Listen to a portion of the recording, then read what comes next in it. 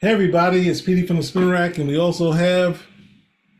Calvin Ellis doing his best to rock. We do have this interview here with the cast of the Fantastic Four. So we're kind of first. This is our first watch. Me, first time Cal watching. So we're gonna get into kind of hear their thoughts and hopefully they ask some good questions. But we did get to check out the little teaser that they had at San Diego Comic Con. And Cal, I'm going to toss it to you first. What were your thoughts so far? I'm I'm very I'm very disappointed. I agree. I Um, am I am very disappointed. But yeah, very disappointed. yeah, I mean, it's tough because everyone is saying they have to be in the 60s. They have to be in the 60s. It kind of has the, 60s plus the World's Fair type of thing and or Jetsons. But then the Because they have such a lack of imagination. You can set this in the 1960s without making it hokey. yes, yeah. You know, nothing, it doesn't have to come across stiff, wooden, campy, hokey, silly. Yeah, okay, it's in the 1960s, but the 1960s was a time period that was real.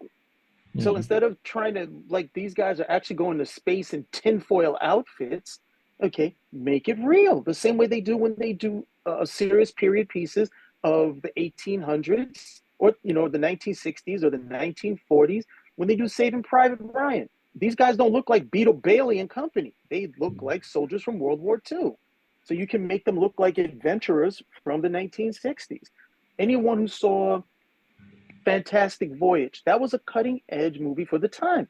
Yeah. They said the Fantastic Voyage was it was so provoking in terms of the visuals of the human body that they used it in medical classes Hmm. because that was like the most, these were some of the most creative visuals they had seen at that time. Instead, what we're getting is that this is the same approach they took to Captain America's outfit, where, okay, we're not going to try to take the outfit from the comic book and make it look good on screen. No, we're going to take the comic book outfit and show you and make it look stupid and then say, see, that's why we can't use this stuff. And then they'll come over there with their own things. See how much better ours is? Because you made this look terrible. And that seems to be the first step that they're taking with the Fantastic Four, based on what I'm seeing right here. So Yeah, yes, I am very disappointed. yeah. And I would go hard with what you're saying. And if you're gonna go to the 60s, I think Iron Man and the Hulk are both Cold War characters, but for some reason they kind of work in present day. And every time you go to Fantastic Four, you're like, and there's so many shows that are even shows set in the 60s that have production values that are present day, go people going into space, every hidden figures, like they don't take on the tone of the past, they take on the tone of looking at this thing as a almost a still a futuristic type thing.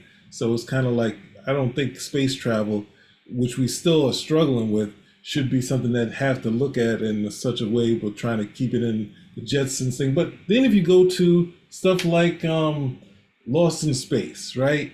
The first that first pilot episode where the family almost dies and Dr. Smith is kind of at fault and he sneaks on there and it's all this intrigue and whatnot and dark lighting in the spaceship. It's not what the show ended, but everyone goes to what it ended. And I'll go to the Fantastic Four cartoon, which had that opening from 60, what was it, 67. It was very fast paced, a lot of energy. The music was like, like wasn't something where we just had to kind of get into the Star Trek, the motion picture type of deal, which as a kid I like, but at the same time move a lot slower. So it's like, don't wow yourself in your movie making and your trying to catch the time and the period when at the same time so many filmmakers have moved past that and trying to keep it so they'll like it, and at the same time, we haven't seen the thing yet, but at the same time Reed and Ben are nothing like the characters. I mean, the actor who played Reed in the other two Fantastic Four. He's in Bad Boys for Life, and he still looks like Reed Richards. And mind you, he's only 1 year older than Pedro Pascal. He's like Pedro Pascal is 49, and that guy is 50. So it's like they hadn't actually jumped away. But let's get into hearing them. This is actually something online which we could show. The other was something that was only shown at San Diego Comic-Con, so we can't really show you that. But here we go. Hey everyone, Jared Hall in the Entertainment Weekly Comic-Con 2024 studio with some folks who are almost fresh out of Hall H. I hope you've had a second to digest that overwhelming response there. It is the cast of Fantastic Four, which we now know is called Fantastic Four First Steps. Pedro Pascal, Vanessa Kirby, Evan Moss-Bachrach, Joseph Quinn, and director Matt Shakman. Hello to all of you. How are you? Great. Yeah. Hello. Great. How are you? Good. Fantastic. Okay. It's called First Steps. Did you miss that memo We during? learned that today. Did you all keep that a secret from No, us? I mean, I showed you the thing last Not night, happy. and it was in there. Oh. You didn't notice it? Oh, right. Yeah, First That Steps. thing. Yeah. And now here we are, First Steps. I guess my question is, with it being First Steps, how many steps are there? That's First a good question. ones. Yes. That's why I thought it was called First Steps. You know, our movie is set in the 60s and Right. kind of retro future 60s, and it's a lot about the space race and about, voyaging out there. And so First Steps is partly to do with that idea of exploration. Another big first, I would assume, for all of you in this kind of world is that first time you get into your costumes. Can you tell me what that was like? Assuming it's already happened, by the way. Maybe I should. Stupid. Joe. It has happened, yes, it Yeah. has happened. Yeah, it was a very exciting day. We had lots of build up. There was lots of different costume fittings, and I remember the first time I put it on, zipped it up, and I looked in the mirror, and I thought, Pedro's going to look amazing in this. Yeah. So he does. And he does. Well, Yeah, the first time I put Vanessa's costume on, Yeah. I Bit like it was love. so feline. I was really taken. this is oof. What the first costumes we saw each other in were the space suits. I don't All actually right. didn't see each other in our. The first of many. Yes. Is this gonna okay? They're not taking it seriously. This film's gonna suck. They have not been asked a legitimate question, and they're hamming this whole thing up. Okay, you can tell from the answers that they don't think this is any good. Good grief, they threw a whole bunch of money at Pedro Pascal. Said, "Want to make a movie?" He's like, "Well, where's the script? Shut up. Here's more money. Okay, let me make this movie." If you can, when it's like it might have, if they might as well have the name of Baby Steps, and they're like, is that the name? Like he's not even charmed with the name of the movie. Is that the name of the movie? He's like, "Is that the name of the movie? What steps? What are the next steps? Well, what is this? First steps for mankind? What are we doing? No, this is dumb. They're not even asking him any questions. Oh, how did you feel? How did you feel when you put on the outfit? We've seen the outfits. Who would feel anything about putting on those outfits? Well, we have to compare this because we've seen Vanessa Kirby in another interview setting with the great Satan Tom Cruise, and they have so much great energy with Tom Cruise. For some reason, he's the great Satan, and somehow they have banter. Like the last one, some of the guys who are like the I think they're like either FBI agents or CIA agents, and they're chasing after him. Like the two guys, and they don't even seem like lead characters. Like they were interacting with Tom and saying, "Well, when Tom did this," and they're like do you guys? It's like they're keeping like the FF banter. Like they can't even generate some bickering out of this thing. Like they don't have the energy together, and obviously it's harder for the Johnny character because obviously I don't have a problem with how he looks here, and obviously when he puts on his American ass, it's going to be fine. And obviously they go they got Vanessa Kirby, so they just got bleach blonde. But then the bigger problem is look at our Reed and our Ben. It's just like They might as well switch the roles and let the other guy be what's his name be Ben, because I mean it'd be closer, you know. But anyway, they're both top tier scientists. Many fittings. I took an illegal picture and I sent it to you. Yes, you did. You did. I promise no one is going You to see did. this. It was deleted, Vanessa. but it was stored in my mind. I can't wait to read. We haven't been in our Fantastic Four uniforms yet together, have we? But we were in the spacesuits, which was an amazing thing because they're so beautifully made and it's proper 60s astronaut and Lie, costume. lie. And then when we all watched the Apollo 11 documentary and you see Neil Armstrong and everyone, you know, it felt very grounded. And it's kind of like, yeah, just even though there's extreme things going on and the characters go through something very life-changing, it felt very human and very real and a really beautiful, what's the right word? Tell me how. Jet lag. Jet lag. To revisit, The word is jet lag. to revisit, yeah, the 60s and the Apollo 11 journey. Yeah, I mean, it's the comic was created in the early 60s, really at the same time that the space race was starting. And so it is infused with that whole idea of just looking to the stars and dreaming of a future where we would be space travelers. And so I really wanted to take all of that great stuff from Apollo 11 and just imagine that instead of Neil Armstrong and Buzz Aldrin, it was the Storms and Ben Grimm and Reed Richards heading off into space. Yeah. Please correct me if They're I'm also wrong. infused with a lot of light blue. Well, That's the thing that I can't fault that they made it a little darker blue.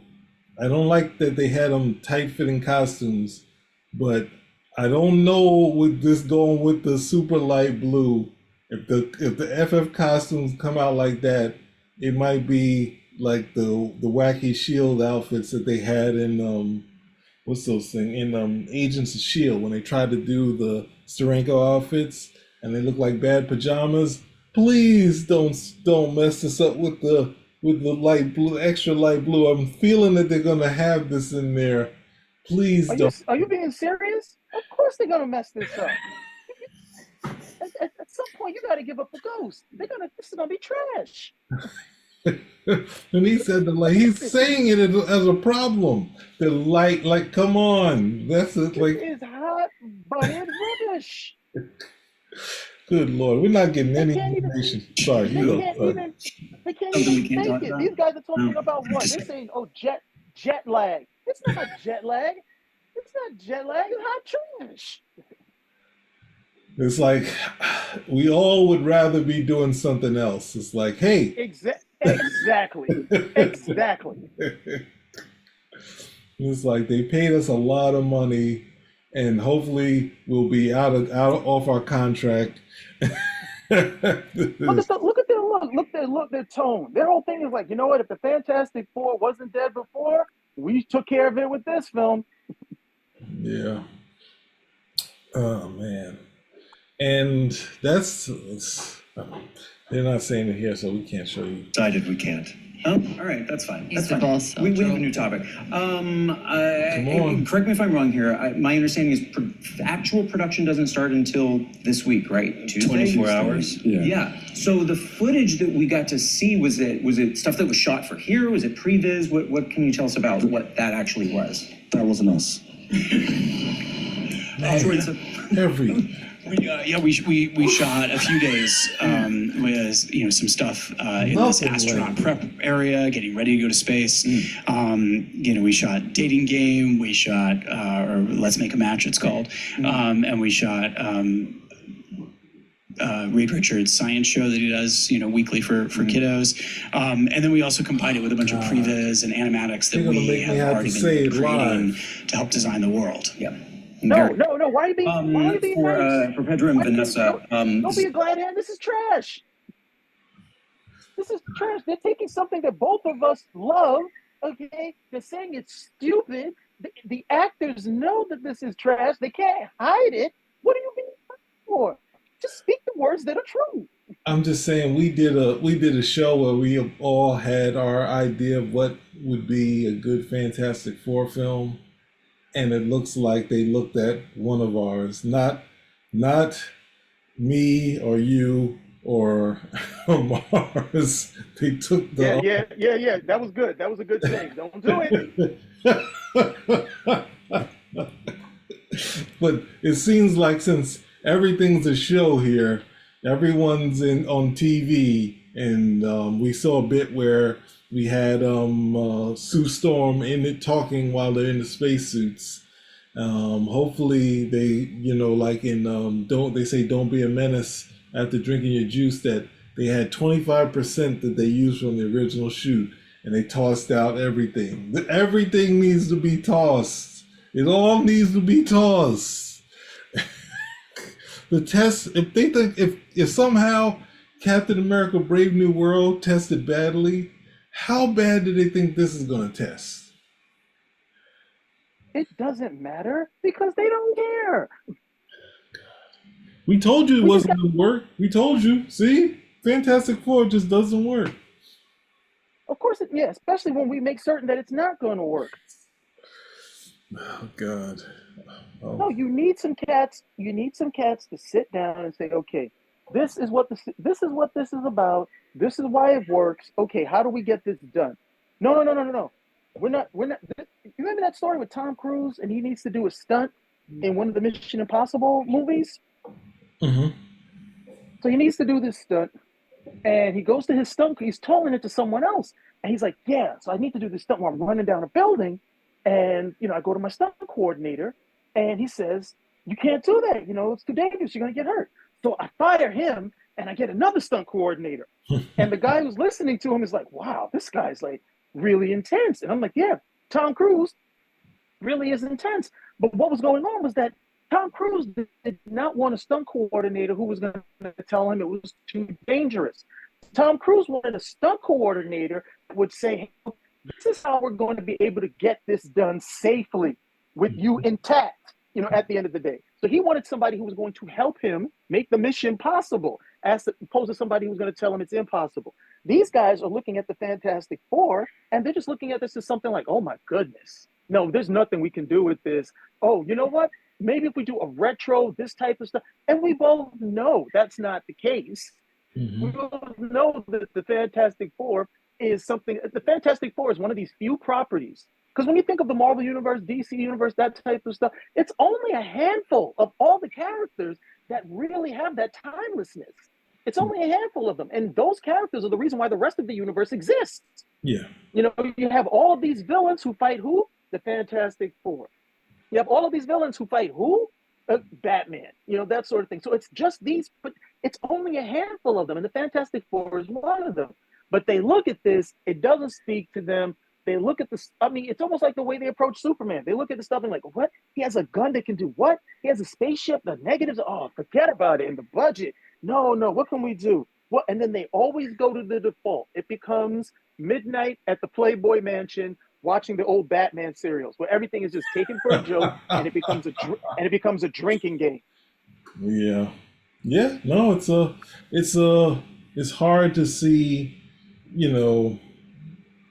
Thing is, what was it? Because times I work on commercial, they had a commercial. There's what was it? It was a Doritos commercial, I think it is. It's like two older women. I think it was in the Super Bowl, and they're like running around town, like trying to stop. I think they go to the store with the chick from Wednesday, and that's their abuelas together, and they do all this adventures running around the city, going from zip lines on motorcycles.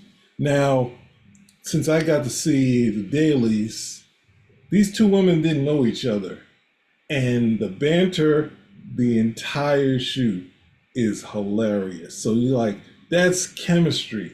And what we want to see in Entertainment Weekly is chemistry, saying, all right, these aren't the guys that we asked for. Obviously, they're all talents because they all came from talented projects that people like. The Bear right now is crazy. Obviously, Pedro Pascal's in everything. Melissa Kirby, she's in a bunch of stuff, obviously. And then we had the guy playing Johnny Storm, who was in Stranger Things. Obviously, he's coming up, and he's he probably more known than I'm saying he is. But you got known quantities, but you just want to see what we need to see here is the chemistry. And I'd be the same way Kevin Feige was when he saw his original plan for Born Again and said, "All this is There's trash." no chemistry. There's no chemistry. There's no chemistry because they look like, hey man, wouldn't this have been great if we had made a Marvel movie where Marvel was still cool? Oh well, Yeah, guess we got to come yeah. out over here. That's number one, and then number two, it's like they've got no part of the vibe. Part of the vibe would be okay. There's only one girl here, but you see how she's dressed? hmm Yeah, She's dressed like she's ready to go out. yeah. Like she's gonna be going to dinner, going maybe do some dances. She's going out. The guys look like the guys don't look like they're going out. They look like they're gonna go chill someplace at the end of the day.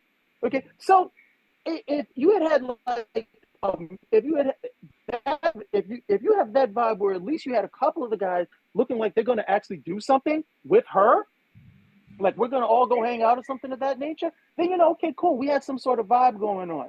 Instead, it's like, no, we're gonna go chill. I'm gonna come out here, look nice, and so on and so forth. But that right over there is like the biggest, strikeout in terms of chemistry. Because when you actually work together, and this is not the type of film where a lot of people wouldn't understand. Where a lot of times, unless you're the lead, you spend a lot of time away from the other actors.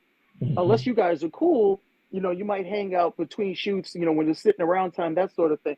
But for the most part, you spend time away from each other unless you're in the same scenes. So here, because it's the Fantastic Four and it's a team thing, you're going to spend time with each other. So you should build some sort of rapport, hopefully some camaraderie. And then as soon as I look at this right here, it's like, no, these are just 5 different individuals at the end of the day who happen to make a movie together. And now they got to sit here and do this press conference. There's no way she's jet lag dressed like that. No way. You didn't have fun. Well, that's the thing. When you're able to, instead of making up excuses, you're feeding off other people's energy. Like the basic thing of seeing, what's the name, Kevin Hart and The Rock in the same thing, where you just have chemistry, and that's the thing that this is what we're supposed to be getting out of here. But it's just like another press junket with these 3 other a-holes. Each of them saying that in their own head. But it is the dynamic of having Pedro Pascal just basically, what shirt do I got on? I got to do this right now. It doesn't feel, it just, you pointed it out, it is it's such a split. They definitely not going to hang out with each other after this. Some of the footage we saw, there's this bit of a feeling of there's like a perfect couple situation going on, but what can you actually share about this relationship? As a computer science student, technology is essential for my daily tasks project. Perfect. I'm Wasn't Anissa that and perfect? It's Why don't you talk about the relationship and the a chemistry real that you have? marriage It doesn't and exist. a real family, and so it isn't perfect. Wow. Isn't perfect, but as we were talking about earlier, but But you're perfect. you're so perfect. Pedro is perfect to me, which is so helpful because actually, when you look at the sort of history of that relationship, and it's like the defining thing about them in the sort of Marvel Is Johnny gonna be a canon, Brit? really. And even when you just simply Google them, there's a lot of passion. We spoke about this months ago that they don't separate, even though they have time apart sometimes. They're codependent. Yeah, they're forever. And I really love that connection. That it's kind of The pain. they can't be connected, and I really love that. Is there anything Stepfordy about the situation? Here we go. No, not at all. definitely not. This is Marvel's first family, and there are a lot of wonderful found families in Marvel, X-Men, Avengers. This is a real family, right? This is a married couple. This is siblings. This is best old friends. This is all the messiness that comes from real family, the good and the bad, is really what we're going for. All right, pause it here. That's what makes them such a great comic. They were created in the early. Okay. What do you think about what he just said right there? What about the family part? Yeah. What do you think about that? I think the hard part for me, I mean, the family stuff. I want to just go backtrack. I know that's not the portion that you're talking about. The idea that the X-Men, the Avengers, they get their family sense from copying the Fantastic Four. Even though he's not saying that, I want to say that. So it's important to say that the real family. He's not saying it in the best way, but they are a real family before the what's the name? The thing when they start getting into the messy part, like the differences of opinion, the Stan Lee stuff, this is what we see in the Avengers, in the X-Men. You don't think like Ben was the first one reacting the same way like Wolverine was, and then that sort of thing. So I don't know about the messy part, but like they kind of go, this is where you can get to the silly, the stupid stuff that they kind of did in the other movies, and or trying to have, you're not my such and such. That's the tone. I'm worried about that. But what are you thinking? I'm not sure if I was right on the No, money. this is like somebody who read the background information at the very least, because everything says like, okay, yeah, Fantastic Four, first family of Marvel. Okay, they are not just a found family, but actual family. By all the definitions that we will put towards family. Did we see any of that in the trailer? There. That's another good point. Even we don't even get to see. We see them together. As far as the husband and wife, a moment like that, but that's more like a formal type of thing, which is, Husband and wife is see. I, I forget the actress's name, but what she said, while it was nice, was generic. yes, yeah, Okay, that was generic. That's not Reed and Sue. That's not Reed and Sue Richards. If you've read the comics and so on and so, they anybody who's read it, enough issues, you understand what the dynamic is between Reed and Sue. So you can have them together, but that's any couple. That's any couple at the end of the day where I'm certain every couple has those moments, has a whole bunch of similarities in terms of moments because it's a man and a woman and they're in a relationship together. They will be some differences, but they're probably going to be overwhelming similarity because it's a man and a woman together. However, okay, we would be more brought in by seeing whatever the difference, even in the few seconds that we can get with the two of them together. Even with the short period of time that we have with what they're showing, if we get some of that, and that establishes their relationship, and then of course this is the first family of Marvel. Well, why don't we show what the first family of Marvel actually looks like? Because again, and this is something you've already said, the Fantastic Four is pretty much bled off to create these other teams. Everything from the X-Men to Sergeant Fury. And Sergeant Fury, there's no women on the team. It's all dudes. But the whole idea was like, hey, Fantastic Four works. Can you give me another one? Sure, give me Avengers. Oh wow, that works. Give me one, something else. Okay, give me the X-Men. You think you could do it with some World War II soldiers? All right, do Sergeant Fury. All of that is fantastic. All of that is Fantastic Four. So what is that family dynamic that helped to jumpstart the Marvel universe? Because it's Fantastic Four, Spider-Man. That's those are the two things that really establish and separate the Marvel universe from their major competitors, DC Comics and their world of superhero paragons, if you will. We're not getting any of that.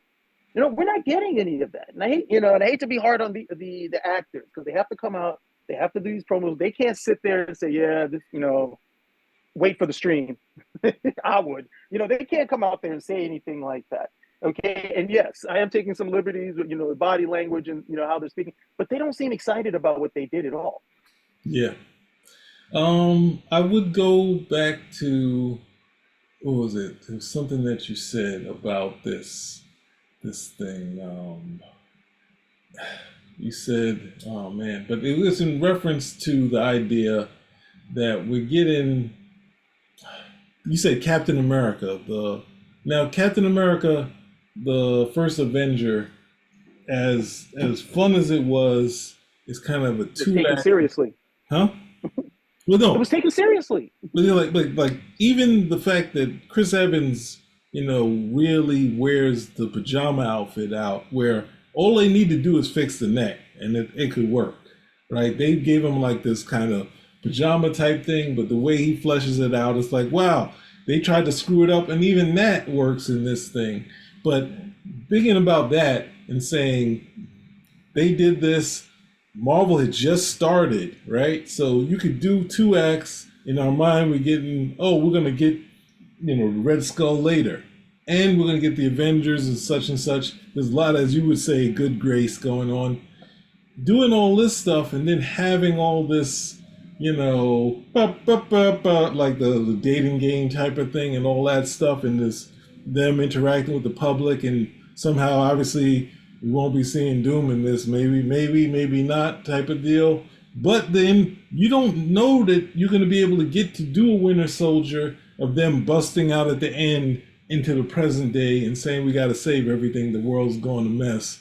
If you screw this up, wasting our time on all this, here's the, like it's like The Price is Right in the 60s. It's like, hey, here's the spaceship, and here's this, and they're on a dating game, and obviously Sue put them on the dating game thing, and it's just like, yo. The other problem that they have is a lot of this. See, if this was something being done in the 80s, a lot of the stuff that they're showing about the 60s would not just be present in an adult's mind or a senior's mind, in a young person's mind too, because you would still be able to see certain reruns. You would still see certain things on TV would still be viable, because a lot of the stuff, like a lot of like doo-wop tunes, they would still play those in commercials. Yeah. At the end of the day. So even though I didn't necessarily grow up in that era, I would still be familiar with the music, because they were like, oh, this was a hit, we can use this here. We're very distant from a lot of that stuff now. And because you have streaming through the internet, people can tap into the stuff that they want to see, as opposed to these are the programs that we have to offer you. When you had a limited number of channels, even if you were in a city like New York, where we had more channels than the average city or state, for that matter. Mm-hmm. So now you're showing these things like with the dating game. Who's ever, again, with the audience that you're looking to bring in, which is also always a younger audience, who's ever seen this? Okay, you're doing these other things too. None of these guys have seen this type of stuff. It will be like, do you remember Schoolhouse Rock? Yeah. Or you ever seen? Literally, it'd be like showing somebody this, and then you're thinking, oh wow, Schoolhouse Rock was really cool when I saw it as a kid. Maybe I can come over here and show. I'm like, no, the kids are gonna look at this like, what the hell is this? They don't have necessarily the same connection that they would have had to this type of stuff. So you're, like, oh wow, yeah, we got it down pat, and we got it realistic, and we'll be like a funnier version of like Mad Men or something. No, yes. Most people aren't going to be able to recognize this. So you're coming over here with the music, fantastic.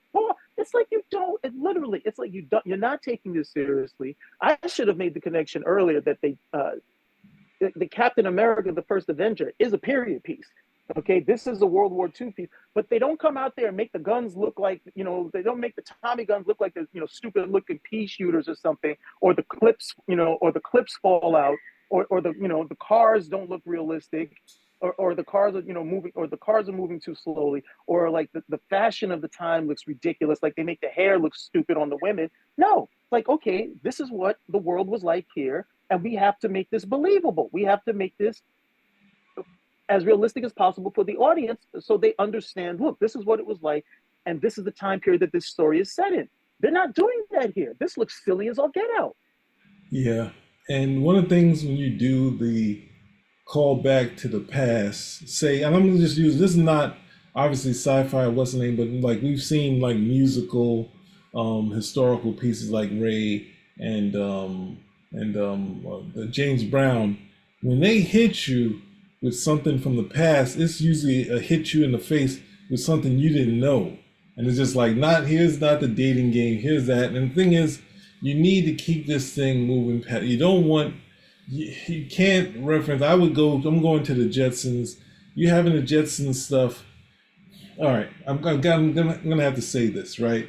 In Deadpool, they don't play it up, but they literally have the flying bathtub in Deadpool. It's not being used. It's just you just see it from a side angle, or you see it pass over something. You know that it's the flying bathtub, and it's just like, I don't think we're gonna see the flying bathtub in this movie. And I was just like so in awe of what they did with that thing, and I'm just like, I know they're not gonna do this. This showed that they showed some care, even though the second the big mistake for the second two mistakes. Obviously, they didn't let people know that we're not doing Galactus yet. We're doing it in 3. They kind of let the people just say, hey, if they think we don't get to do 3, then Galactus is a cloud. But that's the one mistake, that they didn't let the cat out the bag, saying in the third one, we're doing Galactus. You're going to see Galactus for real. And then the big mistake was the climax of the movie is they escape, they got the surfer, and they got this ship that Reed made. And they're like, wow, Reed, you made a cool ship. You know, this is stuff you should make. And it's like, that's not your climax. So then something you're going to sell this ship. So that was the thing that was made a mistake. But then to see them actually make the flying bathtub, I was just like, wow, that would be cool, but I know they're not going to use it in this thing. And that goes to the thing of what I'm glad they don't use it. They would trash it. That's all they would do. But that's the thing, that what you have to also think about is, not you, but the audience, is that what Kirby was doing was, I'm doing a ton of monster books in this superhero book. And that gave birth to a Kirby minimalism, where he had all these magazines of space stuff, because all into that stuff. But at the same time, he needed to make sure that it was going to be easy to draw, to get through, even though he's doing 3 to 5 pages a day. He's like, everything was minimal. Like the awesome android of the Mad Thinker has no shape, has no look, no face. And it's just like, there's so much minimalism. That's what you need to translate in there, because it also can get you to a cool style of taking the 60s stuff, but then taking the idea that Kirby minimalized all that stuff just to get things done early on. And that way, if you're going to capture those early period, and in truth, we're not even saying the true part, they shouldn't even been doing the origin story again. We know they didn't do it with Spider-Man. Why are they going so far into trying to do the origin when they say, no, we can't do an origin for Spider-Man because we already did it twice in the other one. We're not going to do that. Why are they, I'm asking you, I'm putting this to you now. Why are they doing an origin story? I don't know. They seem to be able to bypass it with all these other characters necessarily, and then this is hard to watch. This is painful. It really is. It really is. And see, for anybody listening, this is the problem when you like something or when you love something. See, if you don't care, if you just want to go out and be entertained, this may be very, very entertaining for you. But okay, if you were to do my DNA, okay, my DNA would tell you 2 things: I'm human and 100% comic book fan. That's it. These were comics, and these were great stories that I got into as a kid, and I was able to stay with for a very long period of time because these characters are, for lack of a better word, eternal.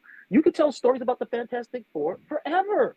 There's always another adventure, and because of the dynamic you have between those 4 characters, it's always something that's just ready to go, even in hands that aren't necessarily the best. Now, I have to watch something that provided me such entertainment, and not just entertainment in front of the comic. Okay, there were at least 2 animated series. Both of those were good. Okay, both of those were a lot of fun. Even that he did that first movie so they wouldn't sell the rights to someone else. He's like, I'm gonna make a horrible Fantastic Four movie and release it. They're like, no, please don't do it. We'll have to keep the rights. But he got to make the movie that he wanted, and even that seems like it was being taken more seriously than what I'm seeing here. Yeah. We didn't go back to the 60s on that one, and despite what people want to tell you, that was a successful movie. That was a successful movie at the end of the day. So. I look, and you have different forms of media where the Fantastic Four has been successful, and I don't know. At some point, we get the narrative. it's like when you read comics, and well, unfortunately, these online incels have done their best to try to damage things. So I'll get the wrong, the wrong rendition of Reed Richards according to them. But it also seems that the Fantastic Four has taken on this notion, or people want to take on this notion, that this is a property that is no longer viable. There's nothing you can really do with that, even though they're back in comics now, and there's plenty of stuff. There's plenty of stuff to do with them. I think the last thing that I looked at that I was really, had a lot of interest in was Alex Ross's Full Circle, simply because I wanted to see what he would do art-wise with the Fantastic Four. So, there's still plenty of stuff that you can do. And I look at this right over here, and it's so painful because I don't get to be in the driver's seat, and I don't get to write this stuff. But I know if I had the opportunity, okay, even as someone who isn't a paid professional writer, I am positive I could do a better job than what I'm seeing here. I'd probably lose like 40, 50 pounds over the course of the year working on it, because I would be up late so often, reworking and reworking and reworking, because I'm like, no, this is what Reed would do. This is what Ben would do. Oh, we could throw this in here, so on and so forth, to the point that I'd be hospitalized. I'd be on a drip and I'd still be writing. But that's what I would want to do, because I know what makes a good story here. And then you got people over here who are getting paid. They're getting paid to do this, professional, and this is what you turn out. This is what you turn out. It's worse than fan fiction in some ways. Well, let me just ask you a question. Did you like X-Men 97? Oh yeah. Okay, so keep that in mind. SM 97 had a showrunner that knew a lot of the comic books, and people who don't know the comic books were like, the drama episode to episode, like they just had all this heavy drama in that one. Then I go to the next one, it's even heavier. Then go to the next one, it's even heavier. But that's a person who at least immersed himself in that, and go to, like, I go Sin City with Robert Rodriguez, who's almost shot for shot doing Sin City. And then you also had, I would go to, who's you always throw in Richard Donner on Superman, but then I was thinking of someone else that was kind of, or like a Ryan Reynolds, who maybe, at the same time, as much as we see of what's on there is him fighting to get that sort of humor that we got from this thing. And we don't have anyone who's an advocate in here to be like, all right, what do we need? Wait, you heard about Ryan Reynolds, and they wanted to put She-Hulk and Captain Marvel in the movie. And what did he say to that? No? Hell no? He said hell no. He said hell no. But Ryan Reynolds was in the position where he had creative control, and he wanted this from Jump Street, because he had already been Deadpool in that early Wolverine film, and he was like, okay, I don't want to do that again. So if I'm going to do this, I want to make certain that he also, this is also a guy who understands how Hollywood works, how people will start to shoulder in and say, let's make this change, let's make that. And he's like, no, I want to make certain I have creative control. So this, is what this character is supposed to be doing, saying, etc. So at some point for the third film, they were like, hey, since you're jumping around the multiverse, maybe you can meet She-Hulk and Captain Marvel. And he was like, no, Deadpool doesn't interact with these characters. It doesn't make any sense for them to even be in here. And they were like, oh, come on, let's try it. Why not? Why not? So they filmed it. He saw it, and he was like, oh, hell no, I'm not putting this in the movie. He was like, no, I'm not putting this in here. But he had the, creative control to say, no, this is not going in here. And because Deadpool had been successful, 2 films over, there was nobody who was going to be able to fight. There was nobody who was going to be able to fight him on it. So, that type of stuff you would love to see. But you know what the great irony is? That the same people who would look at that first Fantastic Four film, the one that made it to the theaters, not the one that was made, the guy who, and I forget the name of the guy who had the rights, but that guy really wanted to make a Fantastic Four movie. He wanted to make a Fantastic Four movie so much that when he thought he was going to lose the rights, he made a bad movie to threaten Marvel so he could still hold on the rights, so he can make the movie that he wanted to do. And that movie was a successful film. You can say whatever you like about it in terms of, humor and this, that, and the other, but it was successful. Okay, it was successful. He took it seriously. So, now when I look here, and this is something I've already said, about the approach to superhero films. Superhero films are silly. It's childish. We have to, do all these other things so people will believe it. Blah, blah, blah, blah, blah. You know, even though these are characters that are older than most of the people sitting in the theater watching it, they have a resonance and they have a longevity because of the strength of the characters that were created whenever they were created. They're not period pieces. Okay, this isn't like Zorro, where you know Zorro always has to be Zorro is always in 1830s California, and even then, he always works in 1830s California. There's no reason to bring him anywhere else. It would be silly. But the Fantastic Four, yeah, they have a sliding timeline because not just science fiction, but they're also using on the cusp of whatever technology Reed can come up with. So that this is not something that has to be stuck at any particular time. And they decided to stick it in. They decided to stick it in the '60s, and not the '60s as they were, but the silly '60s as they see it. Well, that's a bigger part of saying being enamored with what's that thing? Enamored with Mad Men, which was trying to point out all of the struggles with the '60s when people who did movies in the '60s, erase any struggles that were in the '60s. So it's like they already cleaned it up for the audience, and now we got to add all of that stuff back. But one of the things. And that's the thing, the harder part is for the two movies that were made, with Jessica Alba and, those ones, the tone of it is just like, which was successful for the '70s.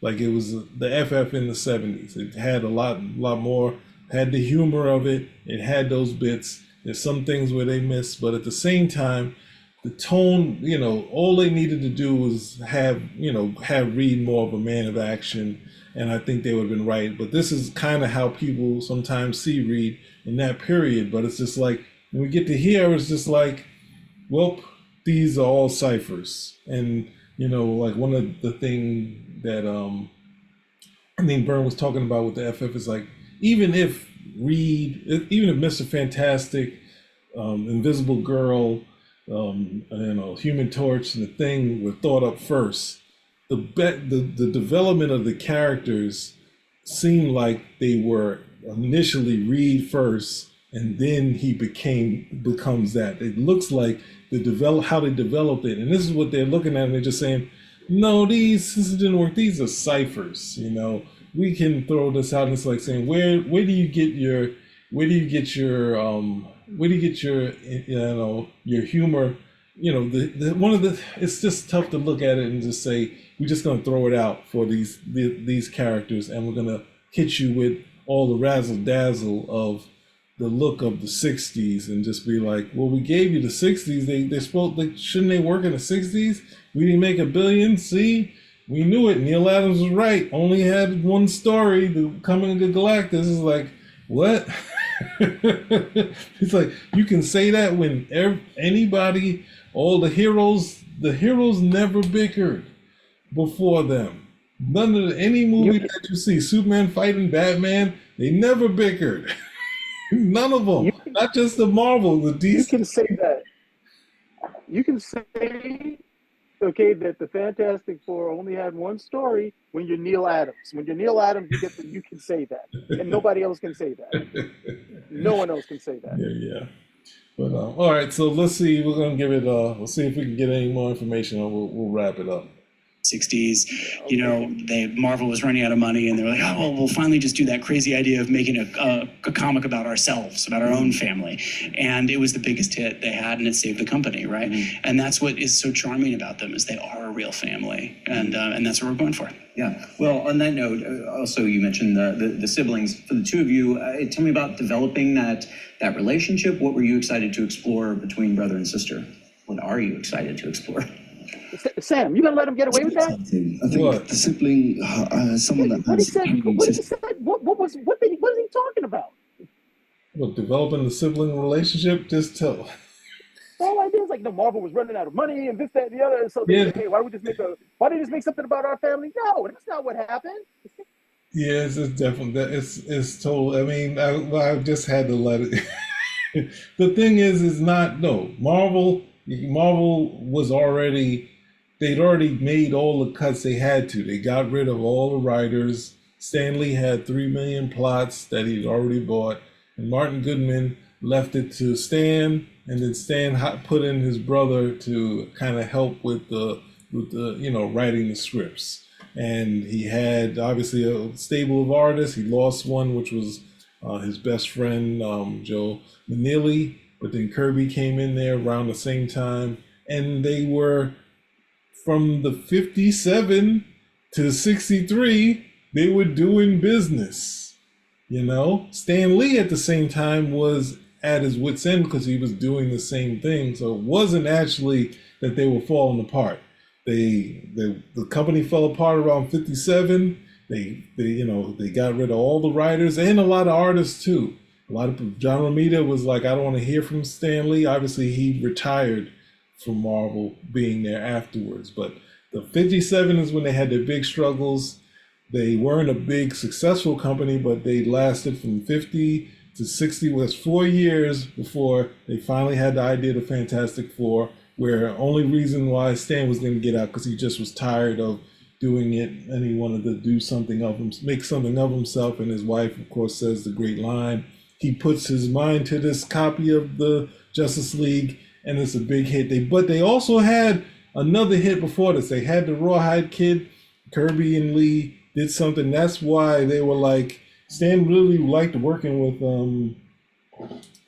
Steve Ditko, but the numbers showed on Rawhide Kid, hey, this is selling. So when they did the Fantastic Four, they're like, well, Kirby, is kind of selling, so let's put him on this. So it's not a thing where they were falling. They were 4 years in infamy of copying anything that they could, but it's 4 years of still being in business. And Kirby had left, he was persona non grata at DC. So somehow he was keeping his family, his home alive, doing stories for all of those books, like the lead story for some of them.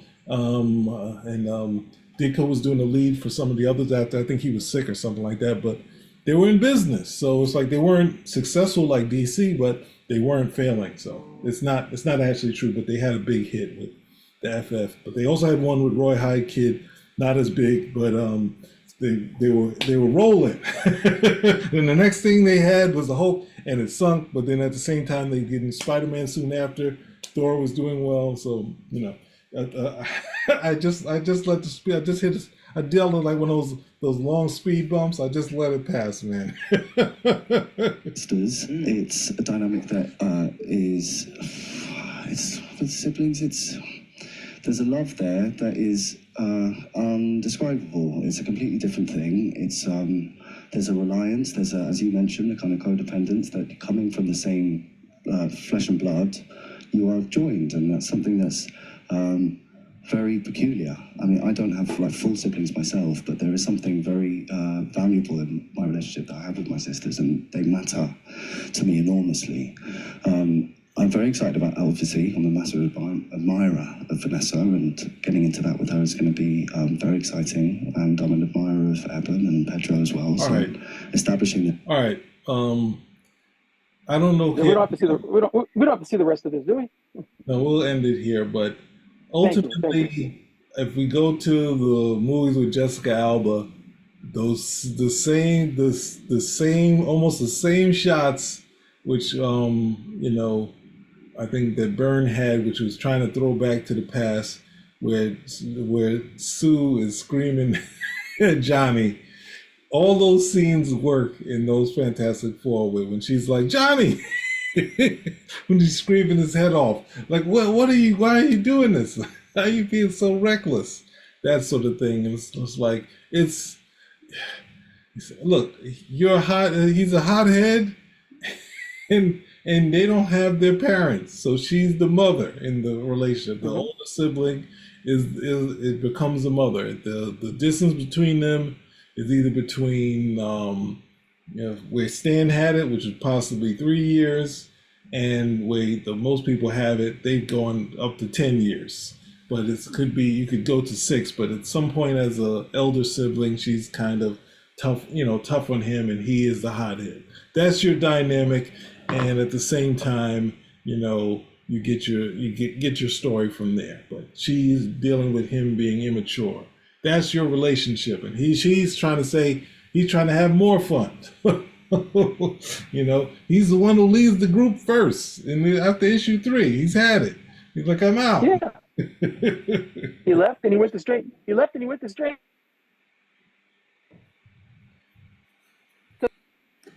Well, say that again. You broke up a little. You broke up a little. Say that again. I said Johnny Storm left and he went to Strange Tales because he was popular. Yeah. You know, Okay. Johnny Storm was a headliner in Strange Tales for a while. You know, he was very popular. You know, he was.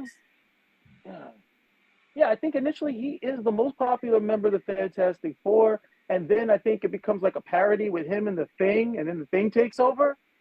You know, so but you know, John. Go ahead. I was only going to add. They definitely looked at the Torch and they were like, he's the guy, and they didn't realize they also had a big hit in the Thing too. So when the sales were going down, they brought the Thing in to help them out.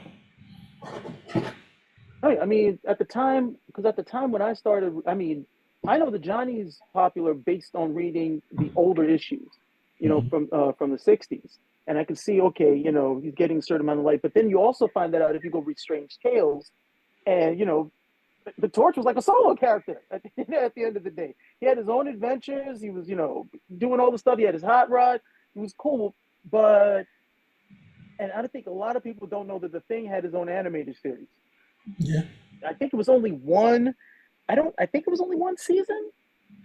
But you know, all the characters, and this is the one of the '70s as well. So all the characters in the '70s who got an animated series was like, hey, if you're popular enough, okay, you get a spike, you know, we're gonna come over here, we'll try you out. That's how Plastic Man got a series, Spider-Woman got a series.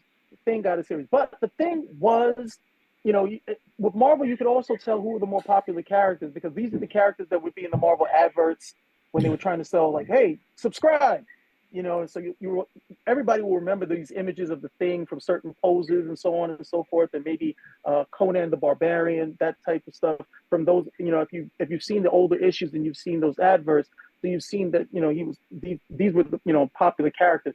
That was never really Reader Suit. You know, didn't happen. I think we might have seen an advert with Herbie before we saw anything with Reader Zoo, you know, at the end of the day. But you know, Johnny very popular. And I thought the first movie understood that too. There's like, oh yeah, there's a thing over here with Johnny Storm we could definitely use because you know some of the better scenes are attributed to what is that scene in the first one? I think he's doing something like he's like motorbike. No, he's like doing something on a. Oh, okay. Yeah. Doing like the whole thing with the motorbike, and then I think he's doing a jump. But when he jumps, like his powers activate, so he gets set aflame, and he does something I guess he shouldn't have been able to do, and the whole crowd is cheering, and he throws up his hands, and he had the 50 Cent song in the background. Yeah. On fire. Yeah. Oh God. If you were in the audience at the time, it was perfect. It was perfect. There was a tune everybody knew. It was a really cool scene.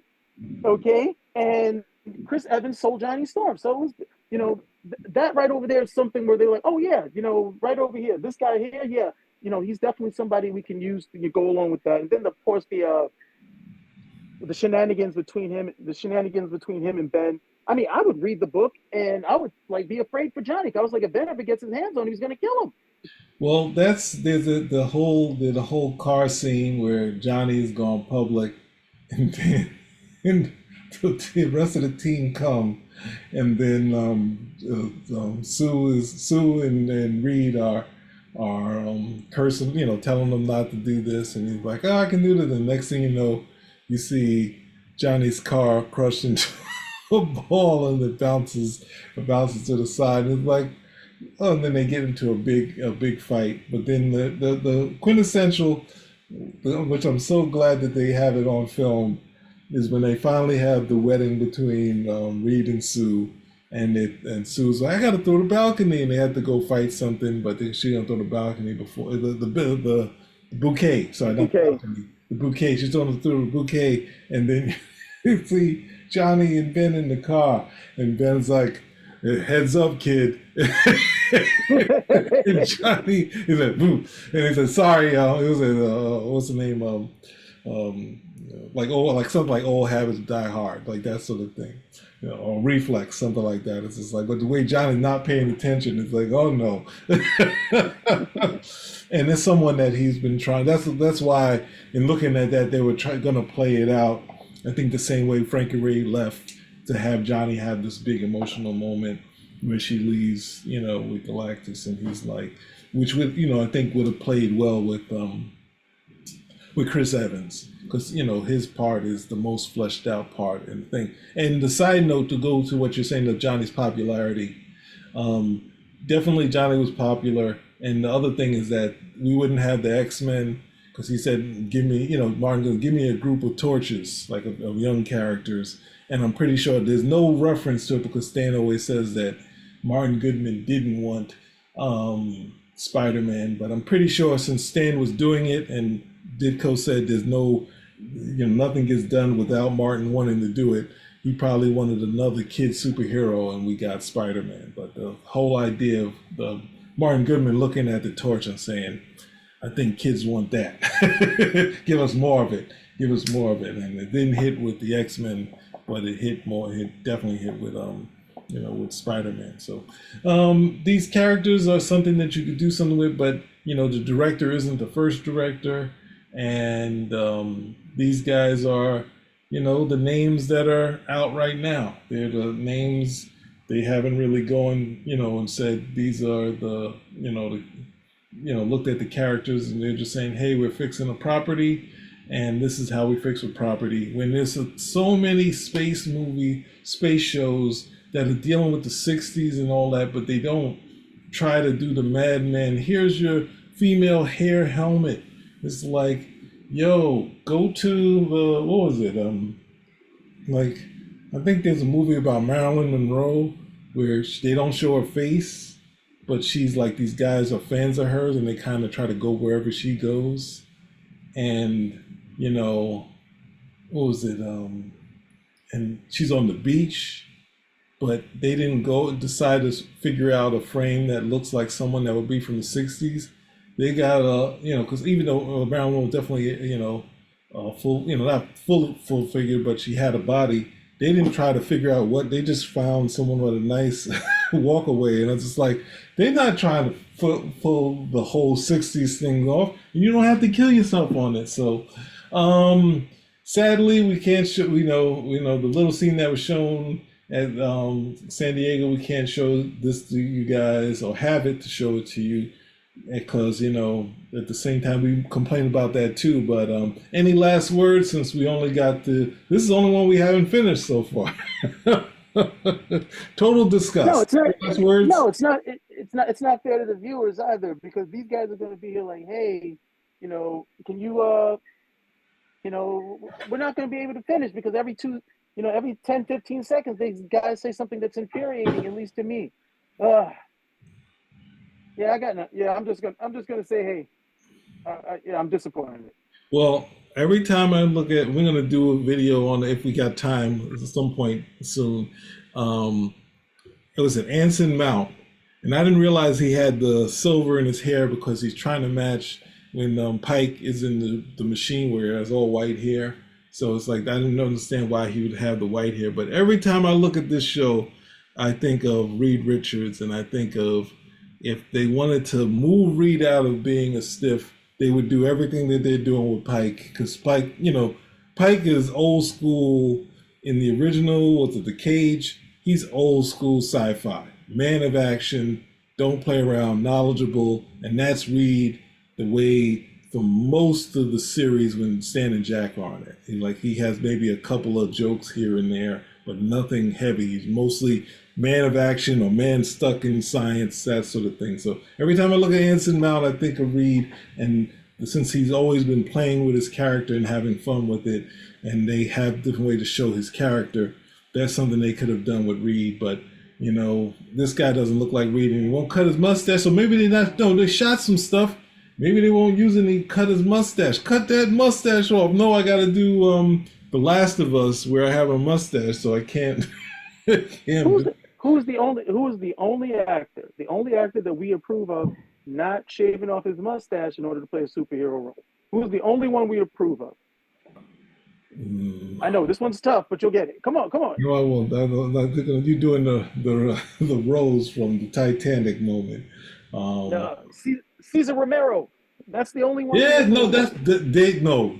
The thing is the comic pros, as us fans, had no issue. Comic pros are like, he still got the mustache. He still got the mustache. Where the comic pros is like, oh, he had a mustache. Comic fans are like, I don't remember him having a mustache. I'm so into that Joker. I was such a fan of him as a Joker. Oh man, this is tough. But that's the other thing of playing, having these characters, and even though he wasn't going to cut his mustache, still killed it. Still went out there and killed it. But yeah, all right. So we're gonna close this. When we have more news about Fantastic Four baby steps, we'll let you know. Spinner Rack We're out. out.